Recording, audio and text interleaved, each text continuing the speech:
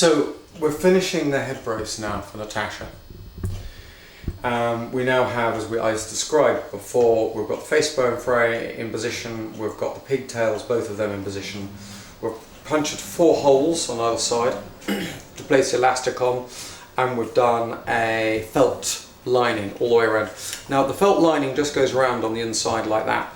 We leave this space for a little bit of air, and it seems to have worked very nicely so far.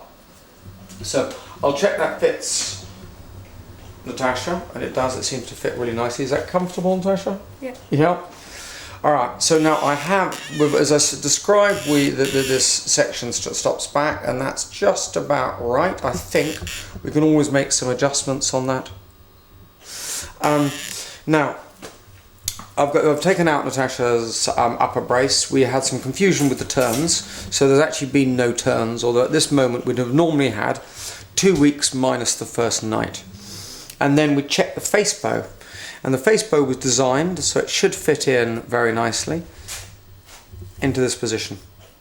So the face bows come in here. So what we have on this face bow is we have a vertical loop on the face bow, a vertical loop on the side, so that as we widen, of course, this loop of the bow will come closer and closer to these cat wires, because cat wires are going outwards and this loop will be coming inwards. So I have these vertical loops so I can create some more space as we go. So now I need to check how long I need to make this face bow. So if I place this in the mouth, open nice and wide, Natasha. So I'm going to squeeze that into the mouth. I'm going to place that up in position like that. Now Natasha, bite together, lips together.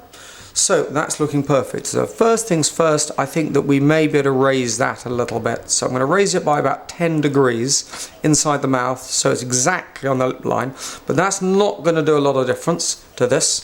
So what I need to do, keep looking around here, and I'm going to move these bows in. So I'm using a large 3-point pliers. A large 3-point pliers, laboratory pliers these are. And so I'm going to bend that down here, like that, and maybe a little bit in here, so that I've got it running nice and neatly down the side of the bow. Looking from above is a good way to check how close this is here. So if you look down from this point here, you can see the space, and I'll put my hand for contrast underneath. You can see the amount of space we've got underneath there.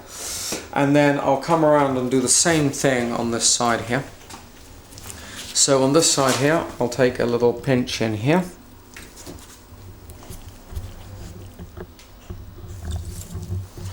And then pull that back. Maybe a fraction too much. So yeah, we've got those two really quite nice and neat. So if she goes to bed and leans on the side, that will just rest nicely against the side of her head. Right, so Natasha, can I get you, do you remember we did this before, if you can put your hand there, and then if we're going to get you to stand up. So if you can now stand up. Nicely there. Alright, so what I now need to do is I now need to see a drop of vertical. So now stand up nice and straight. So if I drop a vertical straight down from there, what I'm going to do is I'm going to come about here with my vertical. So I've come a vertical straight down from where I'm going to attach the pigtail. I've come straight down here. So that vertical, so I'm going to make a little bend here on that one there. Now, Sasha, if we turn around, can you swap your hands over? So we're now this side here. I'll come back. So we've got a little bit of light on that side. So now, as I said, we put this pigtail the wrong way around, but you know, it doesn't really matter. But I'm going to drop vertically down. I think vertically down is going to come to about here. Now, of course, I'm going to angle this down a little bit, so it will move back. I'd much rather that the elastics were angled a little bit this way than a little bit backwards, because of course I want to be pulling forwards at all time. I don't want to be pulling backwards. This is a forward pull head brace, so I don't want to make it that a backward full pull head brace. So Natasha, if you lean your head back a little, in fact, pop back onto the chair because that will be easier for you to take that out. So I'll pull that face frame down, you pop your hand away and then open a little bit wider, and I'm going to clip that down and I'll clip that off. Alright, so now I'm going to take that away. I'm going to do two things. First of all, I need to angle up these about, as I said, about 10 degrees, and then having done that, in fact I'll do that second, sorry, I might do this first. Can you pass me a Adams plier for bending those up? So when I come to this here, I'm going to want to, in the center, I'll place that loop there, and I will bend down about 45 degrees. So I've bent down about 45 degrees on that level there. I then reverse the laboratory plier to about this point, and then I bend up about 45 degrees so that it's parallel. I then go slightly behind where I was and bend that down 45 degrees like that. Now I've got to bend this one down more, and that is the real tough issue to do with those. So,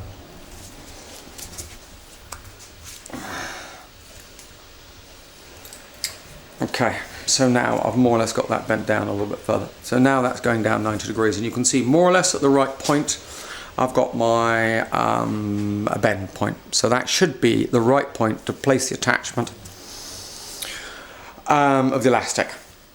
So we'll do the same on the other side. So I'll place that exactly on my, then take that down about 45 degrees.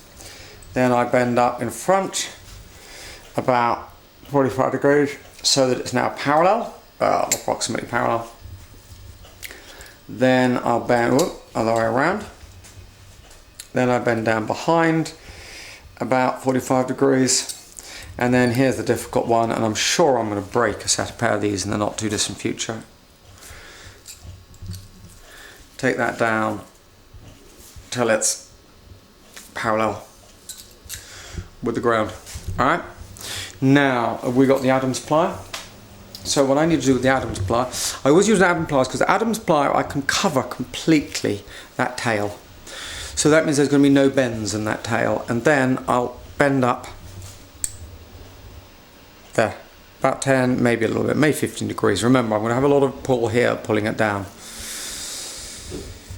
We've got the heavy duty wire cutters as well for there. So I'll bend that up, 10, 15 degrees, and then I look sideways. So what I'll do is I'll look down through that so that I'll check that I've roughly got those all parallel or approximately parallel. Yep. Now, then I'm going to want to cut out the end of these. So I won't point that towards you. I'll cut that out there. I'll angle it to the corner of the room and fire. So again, I'll angle that to the corner of the room and then fire. Okay, now what I'm going to do is I'm going to trim. I just need to take the burr around that. So what I'll do with the burr, can you pass me a burr on its own?